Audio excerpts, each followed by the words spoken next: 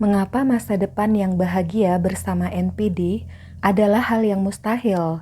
Kalau kamu tidak tahu tentang narsisme, bagaimana seluk-beluk tentang orang dengan gangguan kepribadian ini, kemudian kamu tidak paham bila pasangan kamu seorang NPD, lalu tanpa mencurigai apapun, kamu menguraikan rencana-rencana masa depan kamu dengannya. Tapi kenyataannya, fantasi masa depan kamu dengan pikiran NPD sangat-sangat berbeda. Saat kamu membayangkan kehidupan yang dipenuhi dengan cinta, kegembiraan, dan stabilitas, pikiran si NPD justru disibukkan dengan merancang cara untuk merusak dan perlahan bisa menghancurkan kamu. Hah? Masa sih? Iya guys, beneran. Tapi dengan cara yang soft dan tersembunyi. Perilaku NPD didorong oleh delusi keagungan yang mendalam, kebutuhan yang terus-menerus untuk mengendalikan dan berkuasa atas orang-orang di sekitar mereka. Obsesi ini mendominasi hidup NPD, yang menyebabkan NPD mencari dominasi total atas kamu. Begitu NPD berhasil mendominasi kamu, dinamika hubungan yang toksik pun dimulai. Meskipun terkadang si NPD seperti menunjukkan kasih sayang, tapi kasih sayang itu tidak tulus, hanya untuk menjebak kamu. Lalu, NPD mungkin menghujani kamu dengan kebencian. Kebencian ini muncul dari kebencian dalam diri si NPD yang sudah mengakar dalam. Para NPD percaya bahwa dengan mengendalikan setiap aspek kehidupan seseorang, mereka akan menemukan pelipur lara atau validasi. Orang waras pelipur laranya adalah kasih sayang. Nah, kalau NPD, pelipur laranya adalah validasi, kekaguman, dan pujian dari orang lain. Bisa dengan cara pencitraan untuk mendapat kekaguman dari orang lain, atau membuli korbannya untuk tetap merasa superior. Jadi kita beda server ya sama NPD. Validasi dari orang lain adalah upaya NPD untuk mengisi kekosongan batin dia. Kekosongan batin ini membuat NPD merasa hampa karena persepsi NPD yang terdistorsi. Maksudnya, proses si NPD dalam memahami lingkungannya mengalami penyimpangan. NPD kemudian mulai menyalahkan kamu atas kekosongan batin dan ketidakpuasan yang dia rasakan. Lah, apa salah kita? Ini karena NPD sangat kesulitan menghandle masalah yang mereka hadapi dan cenderung melampiaskannya pada orang lain. Begitu pula saat NPD mengalami ketidakpuasan dan kekosongan batin, NPD bakal nyari sasaran untuk melampiaskannya. Dia akan mengarahkan kekesalan di hatinya pada supply. Supply adalah pilihan utamanya agar image-nya tetap bagus. Karena supply yang sudah dilatih dan dimanipulasi NPD cenderung sabar dengan perilaku si NPD. Dipikirnya begitu.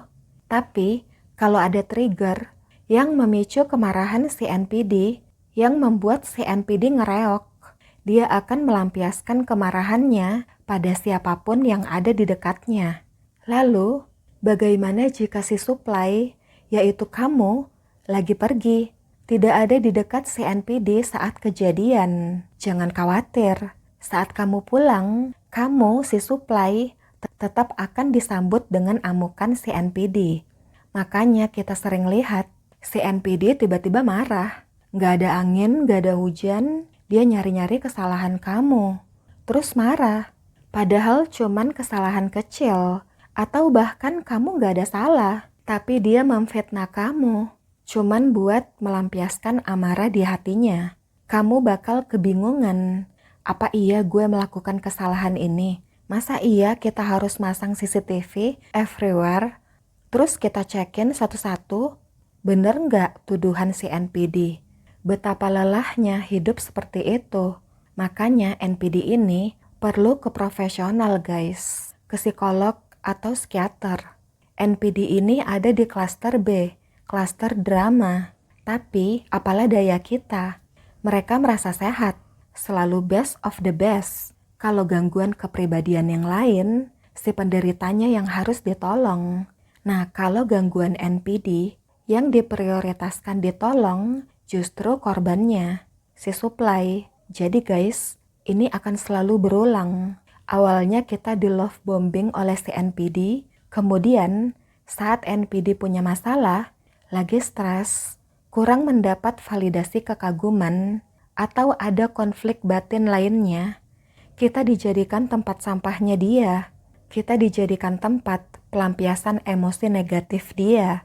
Kemudian saat kita melawan, NPD nggak bakalan terima dan akan memusuhi kita. Selain itu, NPD juga suka membuli secara verbal, hanya untuk merasa superior.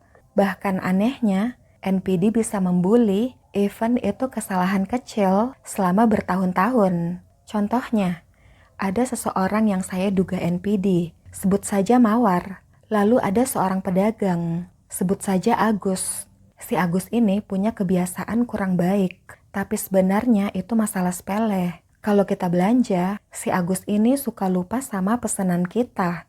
Nah, si Mawar ngerumpil lah. Bilang si Agus selalu lupa pesanan orang. Sebenarnya, ya udah sih kalau nggak ada ke pedagang lain aja kan. Tapi si Mawar ini ngomongin masalah itu terus guys. Bukan sebulan 2 bulan, tapi bertahun-tahun. Itu nggak wajar menurut saya. Ini hanya contoh kecil ya guys. Jadi yang mau saya katakan adalah NPD ini mengingat kesalahan kamu, even itu kesalahan kecil dalam waktu yang lama.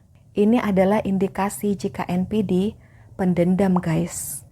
Kalau kamu menyenggol ego dan harga diri NPD, atau kamu berantem sama si NPD dan membuat dia marah, even kamu hanya ingin membela diri, NPD akan berusaha membalas dendam sama kamu. Manusia pada umumnya, kalau cekcok dengan orang lain, nantinya bisa saling memaafkan. Tapi NPD enggak guys. Even itu kesalahan kecil, pokoknya kamu harus dibalas. Diri saya yang perfect ini tidak boleh disenggol. Istilahnya, senggol bacok. NPD bakal ngebales kamu secara berlipat-lipat. Itu namanya zolim. Terkadang, meskipun jika kamu bisa acuh tak acuh, cuek, tidak terpancing sama drama NPD mungkin bisa menyerah dan emosinya mereda. Tapi, dalam beberapa kasus, keinginan NPD untuk membalas dendam bisa bertahan selama berminggu-minggu, berbulan-bulan, atau bahkan bertahun-tahun. Delusi NPD meyakinkan mereka bahwa jika mereka dapat membalas dendam, mereka akan menemukan kebahagiaan. Terlebih, apabila kamu dinilai cocok menjadi supply yang sempurna, tempat pelampiasan emosi negatif yang sempurna. Ilusi ini membuat NPD bertahan mengejar kamu tanpa henti, sementara kamu berulang kali memaafkan si NPD. Seringkali, tindakan abusive NPD yang hanya berefek ke emosional kurang dianggap serius oleh korban.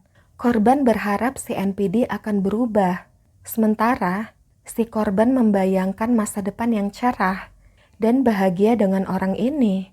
Padahal kenyataannya, si NPD berencana merusak hidup korban. Hubungan dengan NPD akan mengarah pada kehidupan yang sengsara, di mana kebutuhan kamu dikesampingkan dan kamu akan terus-menerus menjadi sasaran perilaku egois NPD. Pada akhirnya, sangat penting untuk meninggalkan fantasi masa depan yang harmonis dengan seorang NPD dan menerima kenyataan bahwa masa depan seperti itu tidak akan tercapai. Terima kenyataan itu dan fokuslah pada dirimu sendiri. Teruslah melangkah maju, bebas dari pengaruh buruk NPD, dan bangun kembali hidup kamu yang berharga. Oke guys, semoga bermanfaat. Ditunggu subscribe-nya ya. See you, bye.